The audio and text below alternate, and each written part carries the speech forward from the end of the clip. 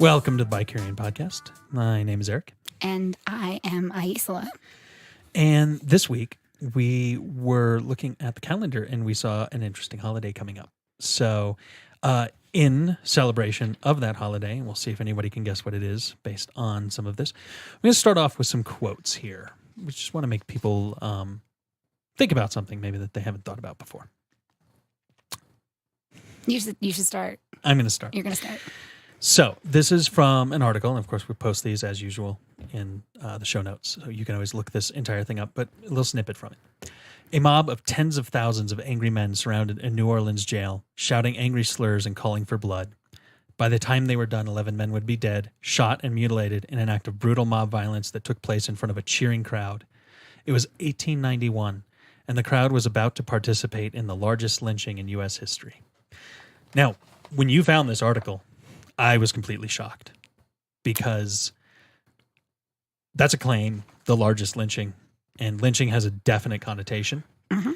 And I was utterly and completely shocked at who this was about. Who is it about? Italian Americans in 1891 in New Orleans. They were doing the lynching? They were being lynched. Oh.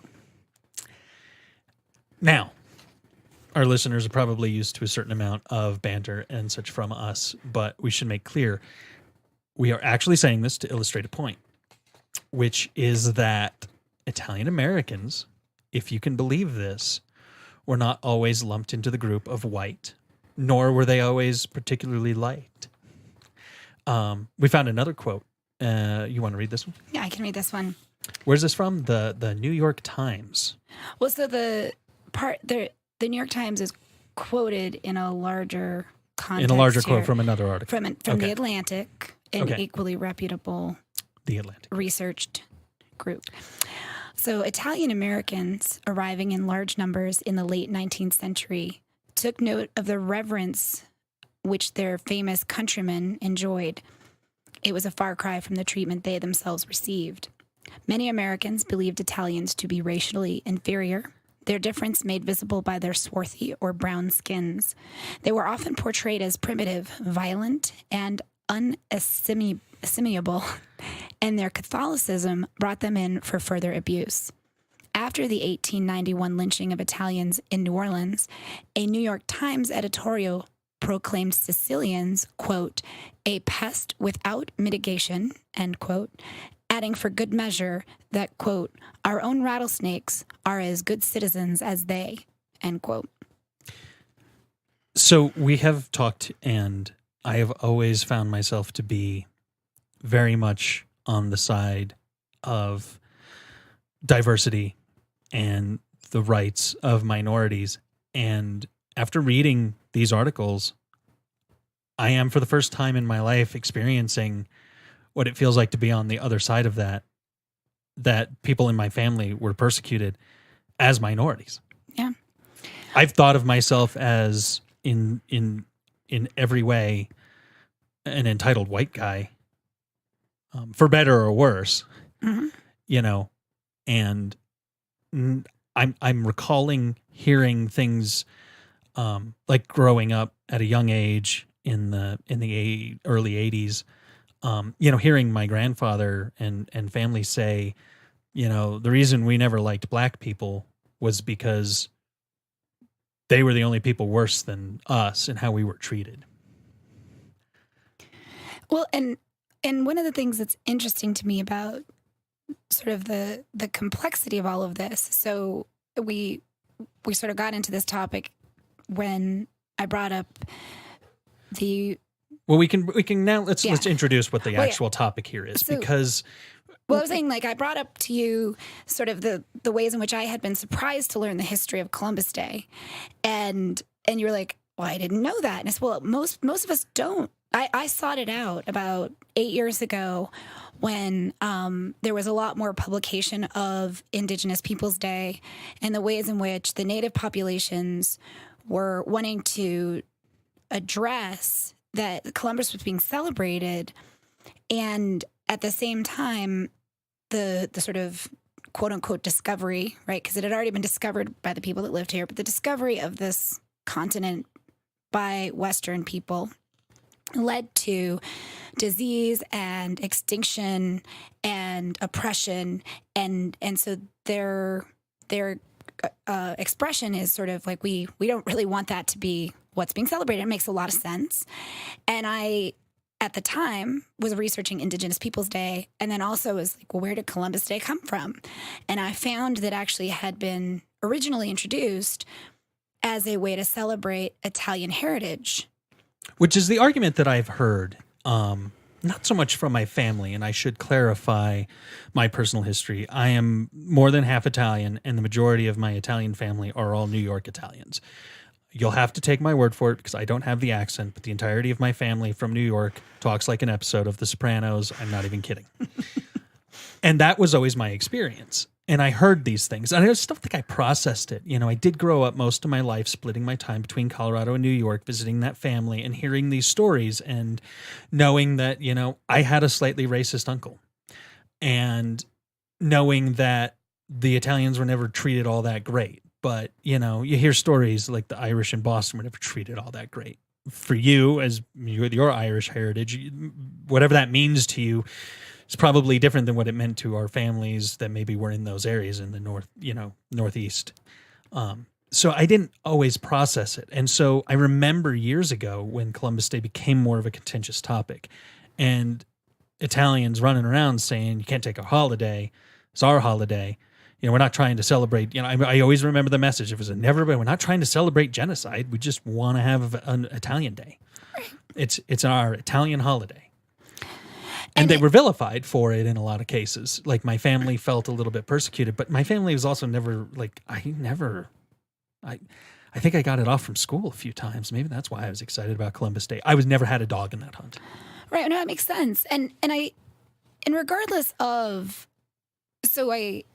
when I think about it in terms of the larger context, what I find to be truly intriguing is one, that so many of us today don't really understand the history either of the Indigenous people, right, and their motivation for wanting this to be different, nor do we understand the history of a holiday that was legitimized in 1934 nationally, was first started in 1792, and it was similar for a long time to the way St. Patrick's Day is celebrated. Right. The Italian community celebrated Columbus Day.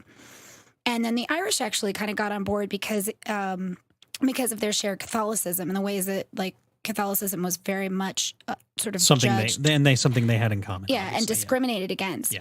And so it became more people. It actually, the Knights of Columbus, is a Catholic group, is actually what finally got it passed, right? Right.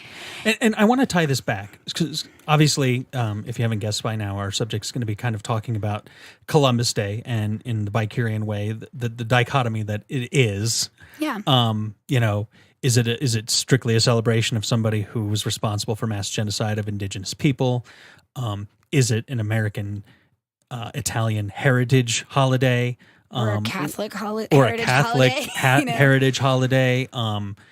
Where the roots come from. But I wanted to start things out with those quotes because they blew my mind, and I am Italian, and I had no idea that if you said the words largest lynching in a sentence, it would be about Italians anywhere in any history.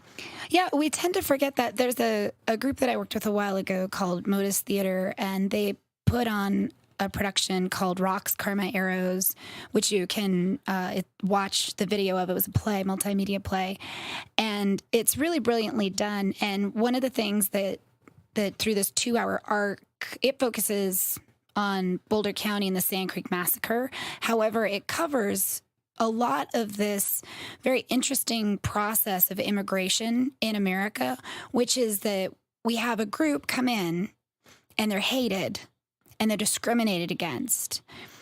And they're, what you were talking about earlier, the epithets like without papers and WAP, by the way.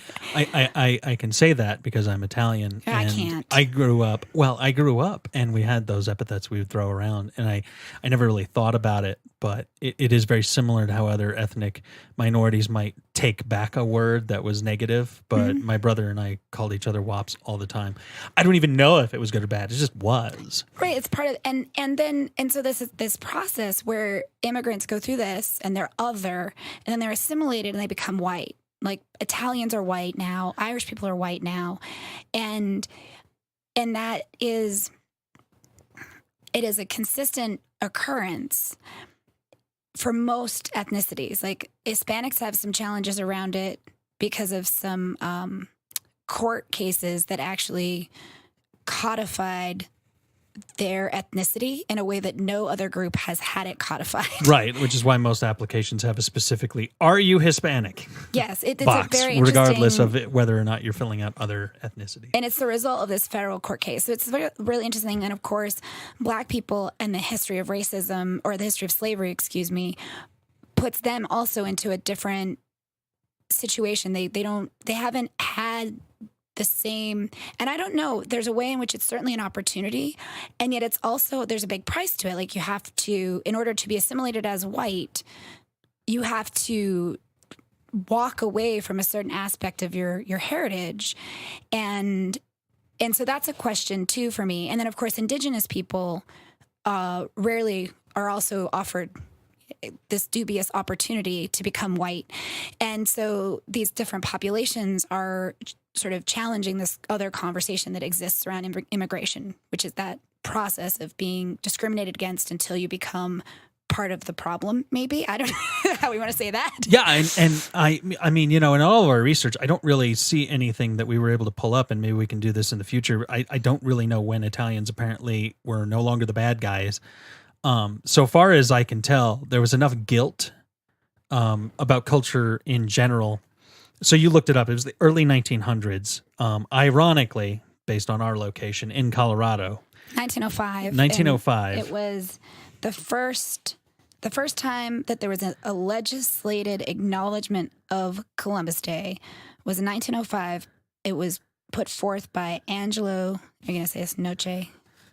Am I? I got to find it. It's right there. Yep, Angelo Noce, I would guess. And the governor of Colorado acknowledged or proclaimed and declared a Columbus Day celebration. And Because the Italians in the neighborhoods in Denver had been celebrating it, correct? Was that? Yeah, he said, recognize the patriotic Americanism of the Colorado Italians whose generosity prompts them to present to the state an emblem of appreciation of services to mankind of one of their countrymen. So I'm proud to say that I live in the state that was kind to Italians before anyone else. 1907 is not too long after 1891. 1905. 1905. Yeah, not too long after 1891. Mm-hmm. And we were recognized here. And that apparently, according to most of the people you would talk to, was also the first time of the acknowledgement of the celebration of the extermination and genocide of entire populations, as well as their conquering. Yeah. So let's just mark the date. Let's mark the date. And it's and that complexity there. It's one of those things that, of course, if you're being discriminated against, and you're going to do something to try and kind of make good with the larger population. What was interesting to me in this, so why did the Italians like Columbus? Let's cover that real quick, because I think it's important for people to understand that in 1905 they were not saying, "Oh, hey, by the way, we think Columbus taking over the native populations of an entire continent and leading to everything that we now have was great. Let's celebrate that." So they saw Columbus as a symbol of American nationalism. It was a way to identify the new nation, like differentiating kind of from British things too, right?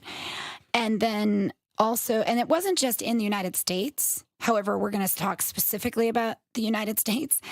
And right. We should make clear that Columbus Day is celebrated in other countries. Columbus as a person in different ways is celebrated. Yeah. And it was also that Italians would adopted Columbus, and this is, I'm quoting this article, as a shield against the ethnic, racial, and religious discrimination they faced in their adoptive country. They promoted a narrative of national origins that traced back to Plymouth or Jamestown. How could a nation reject the compatriots of its own discoverer? So what they were trying to do was kind of counter the prejudice they were facing, this swarthy, dark, rattlesnake judgment. They're trying to counter that by saying, actually we're connected as far back as Plymouth, just like you Protestants. Can I even just farther say that in back. a lot of ways, I really wish that they had embraced Amerigo Vespucci. You can say that, yes. I feel like we'd be having a lot less harsh debate right now if it was Amerigo Vespucci Day instead of Columbus Day. So say a little bit more about that. Well, obviously, Amerigo Vespucci did not discover America, but it was named after him. He was I believe he's a map maker. And Okay. basically chose the name America. That's where we got the name. And he was Italian, too. So Well, there you go. So that was an option. That didn't happen. they chose poorly. They chose poorly. Celebrating Columbus. So I should state here, I'm personally not going for any kind of victimhood here. I am actually processing the fact that I knew Italians had been persecuted, but not to what extent. I don't have any sort of attachment to that. I mean, I can't draw any sort of, my family was in that lynching or something like that. That said, I always did at least get it from my family that, this is an American Italian Heritage Day and we should celebrate our American Italian heritage, except that was something we said behind closed doors. And my grandfather Americanized the last name. Cosner's from my dad, but on my mom's side, it's Scarpin. And it was Scarponi originally. Mm-hmm. And my grandfather Americanized the name because he didn't want to sound Italian. So he moved the I to after the A, and it's Scairpon and not Scarponi.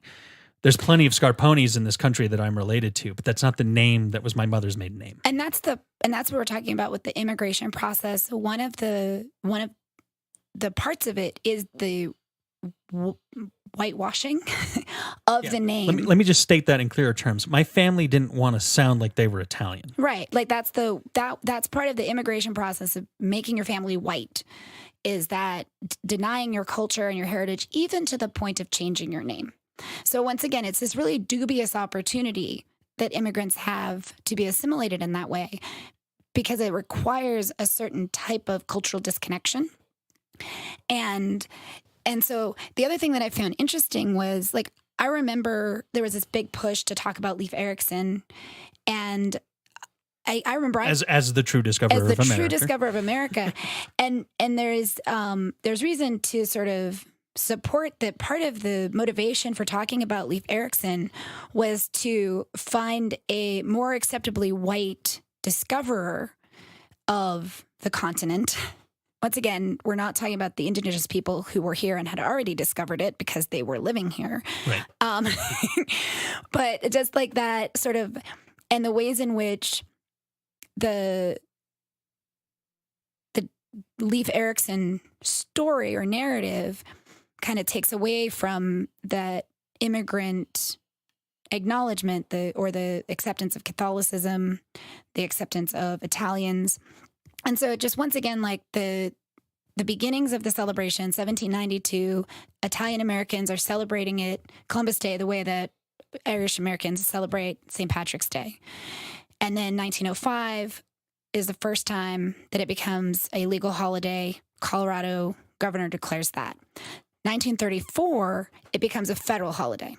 Yes. That's when. And then Now, why did they do that federal holiday? Well, the Knights of Columbus, who is They had been pushing it as an Italian and of Catholic, because that brought the Irish Right. in to like support it. So the wider support. They should have just sainted Columbus, then it could be Saint Columbus Day. And again, it would have less weirdness about it. It would be different. I don't know that he could qualify. Well, Patrick qualified. Oh, let's not bring that up. That's painful. And so then that happened. And then, one of the things that they talk about is, John F. Kennedy was elected, and we all thought, oh, he was so great and everything. At the time, he was very controversial candidate because he was Catholic. And there was this very clear conviction that the Pope was going to be running our country. Oh, yeah. My family has brought that up many times. Half the reason that they liked him was because he was Catholic. My family is Catholic. Again, I will state I am of a more pagan lineage. Or practice. since growing up, and I did not grow up Catholic, but my entire family is Catholic, so that was something they were very into. And so there's that. So you're saying, like, when did it shift? I would probably say when we got a president that kind of turned the tide a little bit, and then this process of immigration and becoming white. It sort of takes a couple generations and some people changing their names, and that happens. And then there's a new immigrant population, so we kind of pick on the new guy. It's the bully thing. And then in 1989, I also find this interesting, was the first time that the American Indian movement, and also in Colorado, possibly they chose Colorado because that's where it began. And we have a Native American population here. And was the first time that Columbus Day was protested publicly and brought attention to, hey, wait a minute, when you celebrate Columbus as a discoverer, you ignore the fact that people were here. You sort of reframe the whole world from a perspective that completely ignores that there was a history here long before he showed up. And that Columbus was sort of the ultimate image of imperialism. And he was a gateway as well as an enactor of oppression and imperialism. And that's also true. Like that happened. And I don't deny any of that. And in fact, if I had to say where, before this entire conversation, where my heart lied and where it still lies afterwards, is that I am all for celebrating Columbus Day as an Indigenous Peoples Day. I think I am more aware of persecution of another race and the history of Columbus Day, and the reason why Italians that actually have any knowledge of this would be offended that, like, look, this is not about celebrating your people being persecuted. It's about celebrating our people being persecuted. Well, and for me, one of the things, and we were talking about this before we started recording, that feels important to me to remember our history. Like, regardless of what happens with Again, I didn't know any of this. Right. I'm Italian. And you didn't know this, right? And so that was kind of interesting to me, and in that we often don't know our own history. We don't know the history of the land that we live on. Like I said, I did a lot of work with this other group, and I learned a lot about the Sand Creek Massacre. And both the lynching that occurred in New Orleans in 1891 and Sand Creek Massacre, I believe, was 1864. Both of those situations, it was noted that people, future governors, present governors, like people of note with legitimate positions of authority participated in lynchings and massacres. Yeah. And were not necessarily held accountable in any way, and maybe had streets named after them. And so there's a way in which we, not remembering this history, that is part of where I feel like it is so easy for us to forget our connection to those, and kind of what Nita was talking about last week, that if you close your eyes and you think of diversity and you don't think of your people, so I'm white, and if I close my eyes and I picture diversity, it's true, I don't think of myself. Right, diversity in that means word. Black hires, Hispanic hires, women hires, right? Right, and I don't think of my whiteness as part of diversity. So that means my whiteness isn't going to participate in what it means to be part of diversity. And in the same way, if I don't think about the history of my people and the ways in which they were discriminated against or talked about as illegal aliens, if in your case or mine, then how am I going to participate in the current immigration conversation from a place of really understanding and empathizing with the process? Like, well, it has changed how I do think about it. Because for one thing, you can say Sand Creek, and I would imagine that the majority of people who hear that know what it is. Maybe not all the details, maybe not the full history, but they do get that it was in Colorado, there's massacre more information that involved for sure. a lot of Native Americans. Mm-hmm. That's a fact. I didn't know, and I bet most people didn't know, about the largest lynching in U.S. history. And it's worth bringing up how it actually started, because it's also in the article. some residents in the area found the chief of police, I believe, Chief Hennessy, yeah. Chief Hennessy, dying, and pretty much his last words were, They asked him who did it. and he said, "Dagos." And that led to the fact of the matter is those lynchings were probably all innocent people, had nothing to do with that. His murder was probably never actually solved. It wasn't. No. So far According to the as opinion. we can tell, yeah, like they didn't actually even get the right people. All he had to do, and I can think of many racial epithets that could have been said there that would have led to a very bad time for a specific group of people. But it's worth noting that, we don't always think about those sorts of things. And like you said, diversity, closing your eyes, seeing yourself, but also seeing other people, maybe different shades of brown. I've met numerous black people in my life that have told me straight up that they're glad they're not as dark as their sister or brother because they have a harder time. They're glad that they're lighter. I have always, had a fairly olive complexion, especially in summer. I tan to an olive tone. And, it's never affected me. But I can see, how that sort of thing would affect other people. If you're of Hispanic descent and you get a little darker, that's probably something that causes you more problems. So, and we have more in common. Like if we can remember our history and come at it from that perspective, we can recognize that the things that immigrants are facing today, whatever nation they come from, whatever accent they have, the tone of their skin. Our families have faced that. Like we are in that. We can be in that with them. We don't have to have it be an us-them thing. It's more of a collective experience. I do have an empathy that I didn't have before because it was one thing to just say, thankfully, my family was never persecuted, and I can't say that that's actually entirely true. And my family danced around it and never admitted to it, but also changed their last name. Right. And why would they do that? Right? Like they do it to make things easier. And it's a very common story. And I know I was telling you my larger connection to it is having been part of the Mormon faith and having, it was a very important part of my history for a long time. And it was only recently that that Missouri took the law off the books that it was legal to kill Mormons. Like they, it was like same era as like 1863. And even if you're not a Mormon right now, you can still associate with that. And you understand culturally and you can associate yourself culturally with that impact. And to me, that's part of the benefit of knowing your history and recognizing that anything that's happened before can happen again. None of us are safe from the mob mentality. And so there's both my own... You've got red hair and freckles. You're just as under threat. Just as under threat. Not really. I mean, it's different. We think that, though, right? But there was a time when red hair and freckles would have had the same connotation as slightly darker skin tone. Right. And in certain parts of the country, it was absolutely a problem for folks. And to not try and equate, like different struggles are like, I don't know what the struggle of being a Black person in America is or an Indigenous person. And so I won't claim that.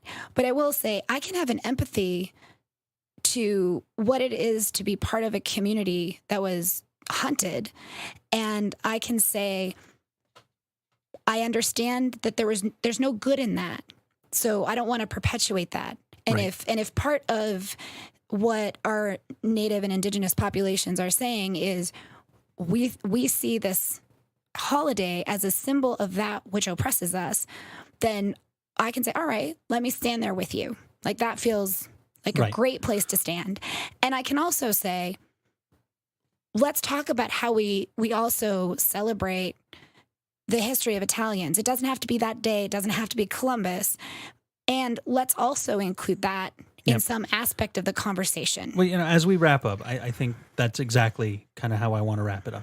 I stand completely in support of Indigenous People Day and the Indigenous people that were persecuted and the upheaval that, Western civilization moving to this continent caused. I fully stand in that. And all I ask as an Italian American is that people understand the roots of that holiday, the roots of the people that celebrated that holiday, that it's not, it was not to celebrate what Columbus did to those people in any way. It was to claim a shred of dignity at a time when there wasn't much available. Exactly. And so when an Italian says, hey, that hurts my feelings, then they may not just be, There's more going on. right. So, just think about it. And again, it's very Bikerian, the idea of the two sides of the coin, and the two perspectives, not defending the ardent supporters of Columbus. And we do live in a world where there are plenty of people who probably do celebrate the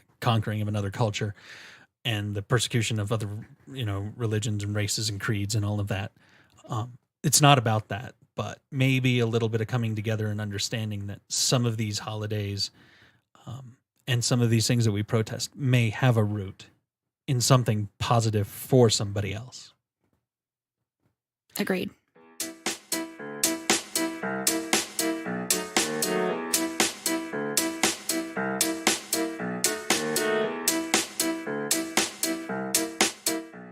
Welcome to the Bikerian Moment. So this week, I want you to go first. Okay. Well, my Bikerian moment is this. I recognize that smoking and nicotine are not necessarily the healthiest of products. I define myself as a casual non-smoker. I occasionally indulge.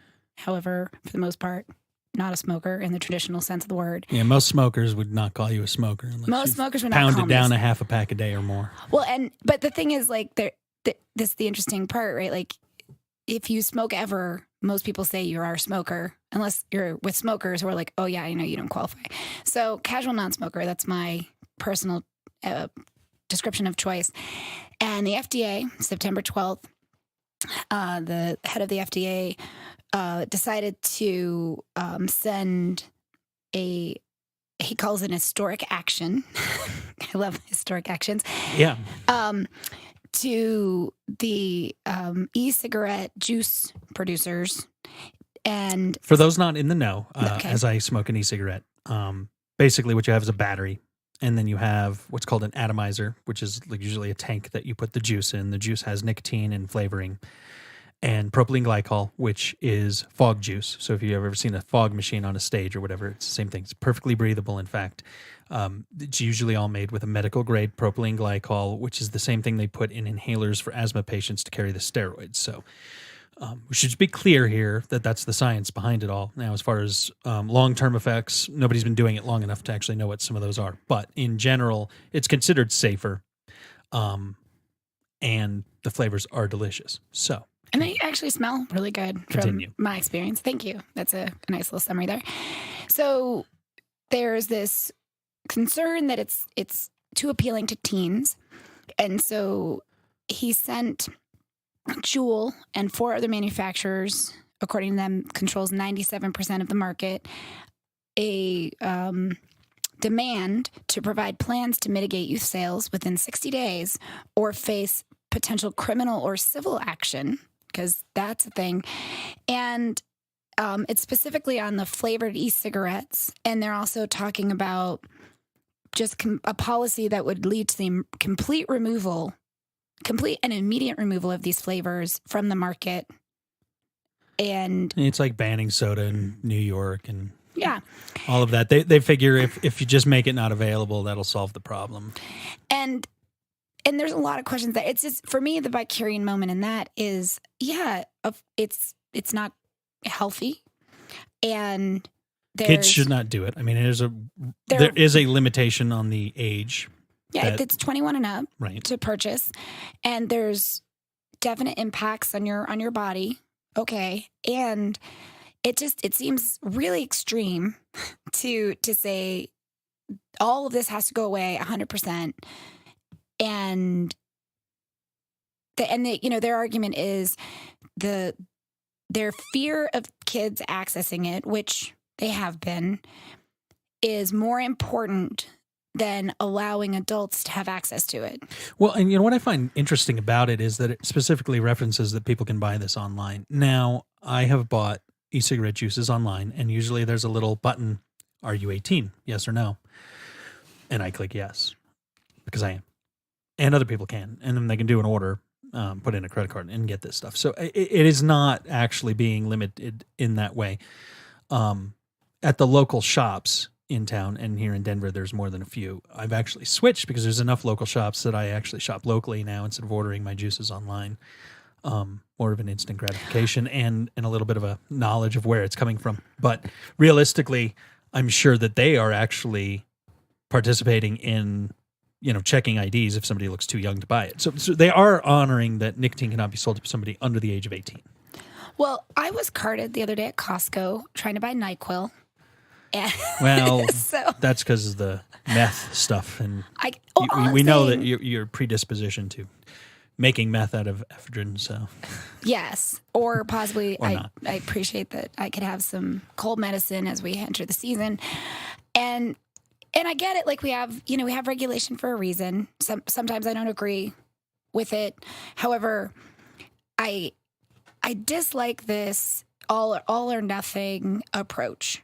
And I get that it's probably rhetoric. However, we definitely have in the past done ridiculous things in the service of our fear. I think, and it does bring up, I am a progressive and definitely a left-leaning person. And I'm also not sure I can get behind states or cities or whatever passing bans on saturated fats and soda and all of that, like this nanny state mentality. Like we'll Oh my save gosh, you said from nanny state. we'll save you from yourself. My dad would be proud. Well, but I mean, the reality is that, there is some sort of personal accountability that needs to be involved in things. And this idea that like, well, sugary sodas are bad for you, so we'll ban them. Like, wow. I mean, just stop for a second. Like, on the social welfare scale, that sort of thing. I don't believe anybody should have it dictated to them to not do something that's bad for them. Well, and the question to me is more, so what is creating that kids are really into this idea of e-cigarettes? Nicotine is addictive, and if you do it a few times, you're going to crave it. Okay.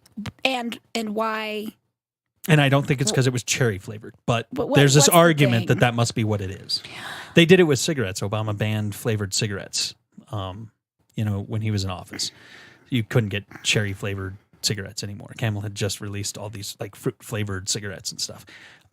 The argument that was what was making it appealing is flimsy at best, but that was the my argument. question is more in terms of, yes, smoking's bad for you. And there was some really legitimately sketchy stuff that the tobacco industry did in terms of I'm not a suppressing fan evidence. of it, and again, I should say, I smoke a vape now. I do have to have one vice in life. It does help me in coping with the rest of things. I like nicotine. It's fine. I don't cough. I'm not as sick as I never get bronchitis like I used to when I was a smoker. I'm very happy to be a not smoker, even though I vape now. But yeah, it is accessible, and maybe some regulation on it would be good. That said, yeah, I don't think kids are picking it up because it was cherry flavored. Like if it just wasn't cherry flavored, that's going to make a difference. Well, and I guess it feels to me like the sort of legislation fad of the week. We get on to something. This is the bad thing, and it's ruining kids, and I think that there's a larger picture in terms of kids are going to try stuff. They're going to do stuff that's bad for them. The legal drinking age has been 21 forever, and yet everybody's got the story of the first time they had a drink, and it probably was before they were 21. Well, no, never. Well, I Unless you remember- were a Mormon. Yeah, no, I had a drink before I was 21. The interesting thing, I just remember being a kid, in the DARE program, so date myself there, right? I just remember, gosh, maybe 11 or 12, and the health class, and someone comes in and they talk about how, like, sniffing glue is really bad for you, and everybody's doing it, and blah. And I go home and I'm just like, well, why is everybody doing it? Because they don't talk to you about that. So I'm like, do I have any glue? I got to figure out why this is a thing. I don't know why it's a thing. Yeah, no, I mean, it's true. And instead of but there's a lack of honesty in it. So I feel like what happens is kids do stuff because Well, nobody likes to be treated like they're an idiot. And when you treat a kid like an idiot and say, don't do it, it's bad for you, they're inquisitive. Well, and the thing is, they see adults doing it. They're like, if it's really that bad for you, why are adults smoking? Why does mommy do it if it's bad? Right. And instead of giving the whole picture and then actually legitimately encouraging to make a choice, like, here's nicotine, here's what it does. Yes, it tastes good. Yes, these are things that happen. And if, mom does it and she's addicted. The worst part about e-cigarettes right now is that they've been trying to villainize it in every way possible. And you can find all of those sort of strange articles of a limited sample size that somebody once, published that said that it was kind of bad. It wasn't even in a peer-reviewed journal or anything. They've really just not been able to villainize it yet. And so they're looking for anything they can to discourage the use of it. And it hasn't really been working out. So at this point, they're attacking flavors like, fine, yeah. Well, and the thing, like, instead of, and I think that's it. That's part of it is it maybe it offends me because they are treating kids and adults, but they're talking about kids kind of like they're dumb instead of maybe giving them information. Nicotine's addictive. It doesn't matter what it tastes like. It doesn't matter how. Well, have you seen the anti-smoking commercials right now? No. Like, they're horrifying. Like, of course they are. I mean, like, they're actually like horror show. I've seen a few of them. Like, they have the Little Lungs one, and it's about how smoking, at a young age can stunt your lung growth. And I mean, they're gory. They're like gory. There's like blood and stuff in them. Like, well, and the thing is, like it's scared straight level kind of stuff. And I just remember, when the tobacco industry first got kind of called out for suppressing the evidence that the cigarettes they were making were bad for you, which also a lot of the carcinogens are things they added to it. Like tobacco on its own. Oh yeah, the additives in there are ridiculous. Not nearly. Yeah. And that's also like to reference our show even, like the indigenous population, especially the Native Americans are like, tobacco is a sacred plant to us. And you're like, you've turned it into a death thing. Right. And so there's that aspect. But yeah, I just remember one of my friends talking about it and saying, of course smoking's bad for you. The first time you take you cough and you kind of want to die and your lungs are on fire. Like, it's not good for you. You have to make yourself accept that poison. Yeah. And that's, I don't know. So it's just, I just get offended, I guess, when there's this, sort of reactionary campaign, partially I think because it's not really going to fix anything and it doesn't address the issue and it doesn't treat our youth like they have the ability to learn and understand. Nor does it respect something. Adults' Decision-making decision-making ability. Yeah. So all of it together, I'm like, come on, guys. So that's my Vicarian moment, which was more like 10 moments. Yeah, that's okay. Mine is actually that I am enjoying the fall. It's one of my favorite seasons. And we went to Burning Man a few weeks ago, and I was thrust forward into the utopian society of decommoditization and gifting. And preserving the beautiful nature of the playa. Of course. I mean, the beautiful nature of the desert land that nothing can grow on. But I did come back, and I do have some perspectives on it. And one of those things is appreciating how things have become commoditized and how certain things are comforting. And I'm going to say a swear word or a swear acronym, as it were, PSL. I'm not actually a huge fan of pumpkin spice lattes, but I do like them on occasion, and they do recall fall to me. And I like this season, and I like all of the imagery and the leaves changing and all of that. And it's become ubiquitous, like the pumpkin spice latte at Starbucks or any other place that wants to sell coffee at this time of year and wants to put pumpkin spice things in it.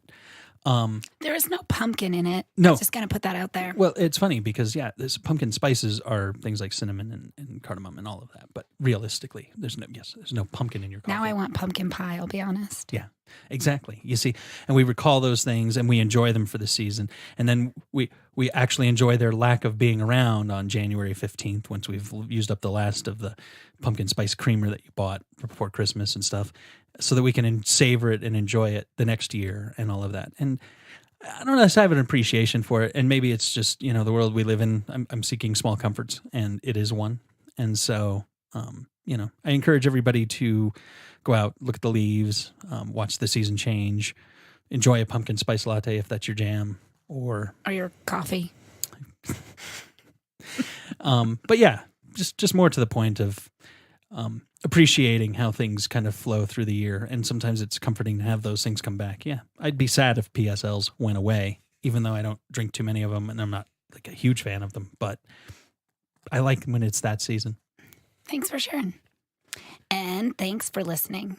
If you have ideas, feedback, thoughts, please find us on social media by Curian on Facebook, Twitter, and Instagram, or give us a call at 720-507-7309 or email podcast@bycurian.com.